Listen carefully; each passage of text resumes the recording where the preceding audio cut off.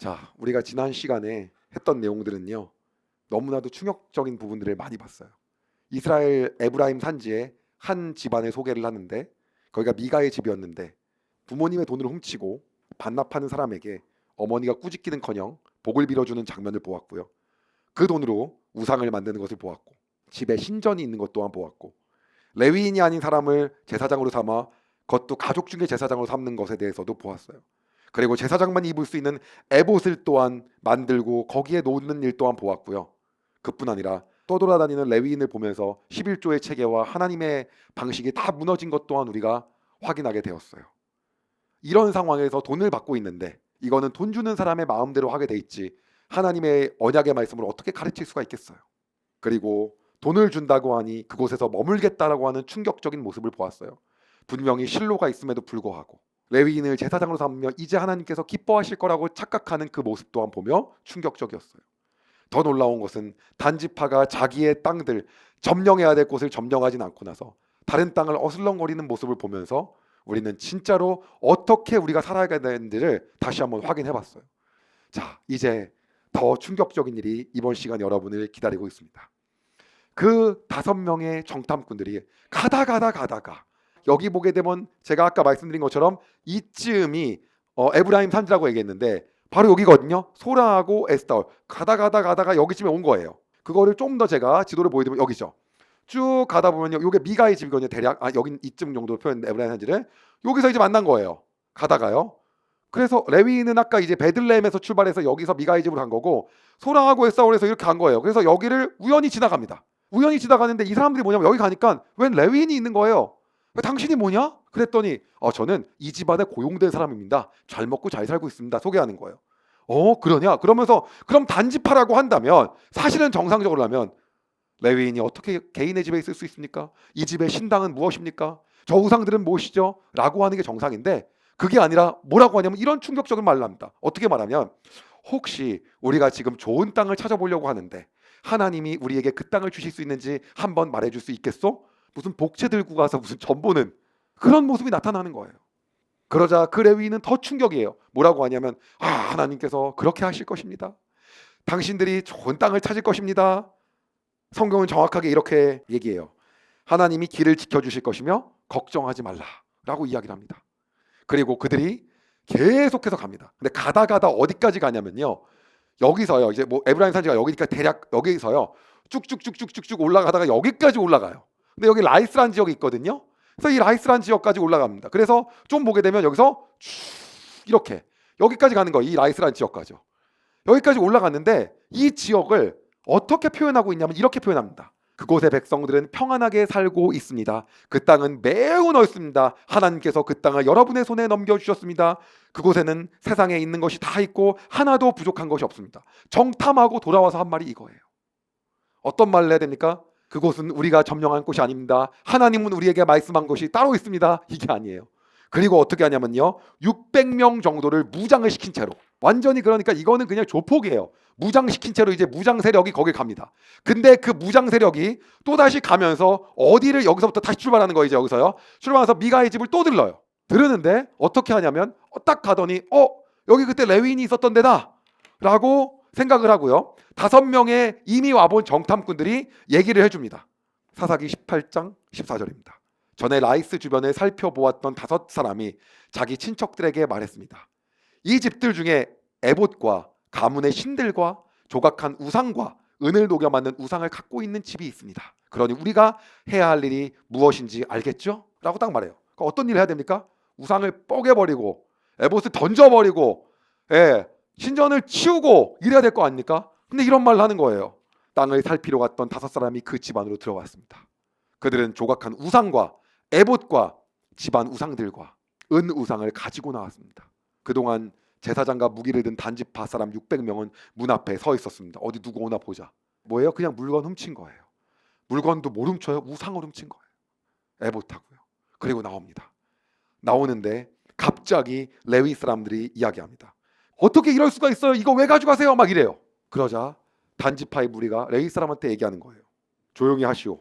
아무 말도 하지 말고 우리와 함께 갑시다. 우리의 어른과 제사장이 되어주시오. 그리고 여기서부터가 진짜 대박이에요. 한 사람의 집을 위해 제사장이 되는 것이 좋소? 아니면 이스라엘의 한 지파와 여러 집안의 제사장이 되는 것이 좋소? 대기업으로 스카우트하는 거예요 지금요. 이 말을 듣고 레위 사람은 기뻐했습니다. 그래서 레위 사람은 에봇과 가문의 우상들과 조각한 우상을 받아들고 단지파 사람들과 함께 갔습니다. 갑자기 미가가 화가 나겠죠. 마을 사람들이 대동합니다. 이게 어떻게 된 것이냐? 어떻게 된 거냐? 그랬더니 뭐라고 하냐면 죽고 싶지 않으면 가만히 계세요. 딱 그러는 거예요. 성경은 어떻게 표현하냐면 목숨을 잃히시지 않으면 조용히 있으십시오. 그리고 아무 힘이 없어서 아무것도 하지 못합니다. 그러나 오히려 이것은 미가의 집안의 복이에요. 우상이 없어졌습니다. 레위 사람이 갔습니다. 신전이 의미가 없게 됐습니다. 오히려 하나님이 보호하신 거예요, 이게요. 그리고 그들은요, 그것을 다 들고 올라가서 여기까지 올라가요. 원래 이 지역이 여기 보시면 이게 라이스였거든요. 그리고 여기를 이 지역을 단으로 바꿉니다. 여러분 혹시 옛날에 이스라엘 지도를 보면요, 좀 신기했을 거예요. 왜 단지파가 여기도 있고 여기도 있지? 사실 여기는 이제 무의미가 된 거고요. 여기가 된 거죠. 그래서요, 여기 있는 거예요. 혹시 여러분 기억하실지 모르겠지만 성경을 많이 읽으신 분들은요, 여기 보게 되면 나중에요, 어떤 일이 일어나냐면요, 남유다와 북이스라엘이 나눠지잖아요. 그렇지 않습니까? 그런데 그때요, 이런 표현을 합니다. 그 전에 뭐냐면 이스라엘의 끝과 끝을 하나님 말씀하실 때요, 단에서부터 부엘세바라고 하거든요. 그게 뭐냐면 여기서부터 이 끝을 얘기하는 거예요. 여기까지 전부 다 얘기할 때 하는 말이고요. 보시면 베델에서부터 단까지 있거든요. 그게 여기를 얘기하는 건데요. 그게 북이스라엘 끝에서 끝을 다 말하는 거예요. 그래서 나중에 여러분이 성경을 읽게 되면 어떤 내용이 계속해서 이어지냐면요, 베델에서 단이 나오거든요. 근데 베델과 다시 어떤 곳이냐면, 한번 얘기를 잘 들어보세요. 그곳이요, 나중에 북이스라엘 때 금송아지를 놓는 지역이에요. 그런데 왜 금송아지를 놓냐면 그때는 이제 이해가 된 거예요. 중앙 성소에서 예배 드리는 거에 대한 개념이 잡혔어요. 그래서 예루살렘에서 제사를 드리는 걸 알아요. 그러니까 북이스라엘은 제사 드릴 데가 없잖아요. 그러니까 거기다 금송아지를 놓는 거예요. 그런데 마지막에 정말 놀라운 얘기가 나오는데 어떤 말이 나오냐면요, 그 단 지역에다 금송아지를 놓은 거거든요. 그런데 성경이 이런 말을 쓰고 있어요. 이 단 지파 사람들이 이걸 다 가져와서 그 우상을 단 지역에다 놓고 나서 이를 제사장으로 삼아요. 이 사람을 그대로요. 그런데 성경의 마지막 표현이 이렇게 나오고 있어요. 사사기 18장 마지막 부분입니다. 30절에서 31절이에요. 단지파 백성은 단의 우상들을 세웠습니다. 그들은 모세의 손자이며 게르손의 아들인 요나단을 제사장으로 삼았습니다. 그 레위의 이름이 드디어 등장합니다. 요나단과 그의 아들들은 단지파의 제사장이 되어 이스라엘 사람들이 포로로 끌려갈 때까지 일했습니다. 그럼 무슨 말입니까? 포로로 끌려갈 때까지 일했다는 건 망할 때까지 거기서 이들이 일했다는 거예요. 그렇죠? 그럼 그때는 뭘 섬겼을까요? 금송아지를요. 그 다음입니다. 단지파 백성은 하나님의 성막이 실로에 있는 동안, 중앙성소가 있는 동안에도 미가가 만든 우상을 섬겼습니다. 자, 이 깊고 깊은 스토리를 통해서 결국은 마지막에 온 게 어떤 거예요? 이게 결론이에요. 여러분, 중앙성소인 실로는요, 어디에 있는 거냐면 이 지역, 여기요. 여기가 실로거든요. 근데도 불구하고 그냥 여기서 계속해서 제사를 지낸 거예요. 근데 이게 끊이지 않고 북이스라엘이 왜 멸망하냐면 계속 이 얘기를 해요. 여로보암이 지은 죄를 여로보암이 지은 죄를 지었고 여로보암이 무슨 죄를 지었는데요? 금송아지요. 어디에다가요? 단과 베델에요. 금송아지를 한 이유는 어떤 거예요? 제사를 북이스라엘에서 드려서 남유다로 가지 못하게 하려고. 가지 않아야지 나라가 정체성이 확립이 되니까. 그때는 종교가 되게 중요한 거였거든요. 그게 없어지면 끝나는 거였어요. 그 아이덴티티 때문에 금송아지 세우는 거예요. 이분이 야훼 신이다. 홍해를 건너게 했다. 그런데 그 시발점이 어디서 시작되는 겁니까? 바로 이 지점이에요. 어디에서? 아무것도 아닌 지역. 뭐에서요? 단지파가 단지 뭐 했습니까? 하나님이 점령하라는 것을 하지 않고 다른 곳에 한눈 팔았어요. 그리고요, 미가, 에브라임 산지에 사는 미가, 그 집안에서는 어떤 게 있었습니까? 본인 집에다가 산당을 놓고 신전을 놓고 나서 우상을 섬겼어요. 그리고 그 작은 사건이지만 어마어마한 사건이 결국에는 나중에 어디까지 오는 겁니까? 멸망까지 이르게 되는 거예요. 이들이 포로로 끌려가기 전까지 거기 있었다는 거 아니에요. 이 지점 때문에 김윤희 총장님 포함해서 여러분들은 뭐라고 하냐면 아마도 바벨론 포로기 이후 시절에 썼을 거라고 이야기를 합니다. 이 부분은요. 어찌되었든 간에 그래서 핵심은 어떤 거냐면 이 부분이 바로 이스라엘의 멸망을 가져오게 됐다라고 하는 거죠. 자, 이 말을 제가 드리고 싶은 거예요. 봐봐요. 우리는 오늘의 삶에서 우리가 조금 엇나가고 조금 엇나가는 부분이 있을 수 있거든요.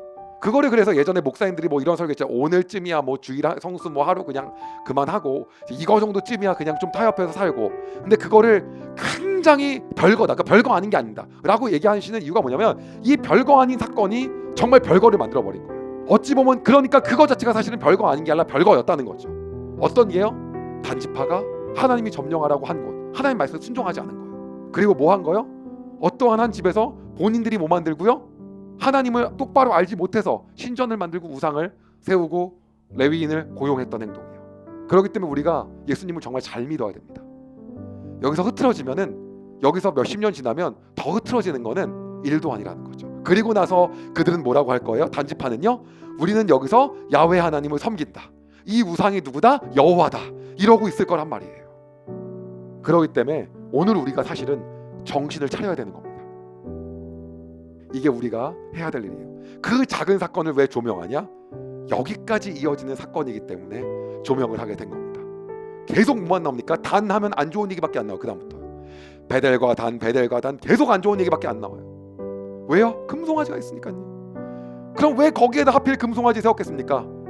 많은 성서학자들이 얘기하기에 여기가 우상이 있었던 본거지다. 거기다 딱 놓으면 사람들이 글로 갈 거 아닙니까? 뭐 여러 가지 얘기했습니다. 최남단과 북단에 나서 이동하기 편하게 했을 거다. 저라면 그렇게 하지 않고 가운데 놨을 것 같아요. 그러면요. 근데 우리 보통 있었던 곳에 놓지 않습니까? 네, 이게 시작이었던 거예요. 여러분, 우리의 삶에서 작은 한 점이라도 흐트러진 부분들 있잖아요. 하나님 앞에서 흐트러진 부분들 우리 때에서 끊어야 됩니다. 그리고 우리가 그 부분을 타협하면 안 됩니다. 그것이 이렇게 눈덩이처럼 불어나서 진짜 어떻게 갈지 모릅니다. 오늘날의 유럽이요, 저렇게 될 거라고 아무도 상상하지 못했습니다. 제가 어렸을 때 저희 초등학교 선생님은요, 미국은 하나님의 나라라고 했어요. 크리스찬이 80%라고요. 그리고 제가 미국을 가면서 느껴봤고, 저는 그냥 솔직히 실례임에도 불구하고 크리스찬이냐고 엄청 물어봤거든요. 정말 궁금해서요. 진짜 배부른 사람들이 가는 거다, 난 주일날 우버 운전해야 된다, 이런 사람들이 너무 많아요. 이번 주 일요일은 뭐 하냐, 그럼 뭐 얘기하면 교회 가냐 그랬더니 교회 간다고 하나님 밥 주지 않는다, 뭐 이런 사람들, 물론 다 영어로 했습니다. 정말 놀라운 일을 많이 경험하고 왔어요. 물론 너무 동부하고 서부여서 그랬을 수도 있지만요. 네, 그러한 시대가 왔고, 어느덧 그 팀 켈러 목사님이란 분이 맨하탄에 교회를 개척해갖고 뭐 한 몇천 명이 모였는데, 그게 책이 나온다는 것 자체가 미국이란 데에서 그게 정말 대단한 일이지만은 마음 아픈 일인 거예요. 아니, 미국에서 6천 명이 예배드리는 게 왜? 여러분, 우리나라는 90년대에 100만 명이 모였잖아요. 미국은 우리 선생님이 80%가 크리스찬이라고 했었어요, 저한테요. 거기서 6천 명이 모인 게 전 세계 기독교 베스트셀러가 되는 일들이 일어난 것들이 그렇게 우리도 멀지 않았다는 거예요. 우리 안에 조금 흐트러진 것들이요, 우리 그거를 타협할 수가 없는 겁니다. 그거를 타협하는 순간 우리의 뒷세대와 다음은요, 오늘의 모습과 다르지 않게 된다는 거죠.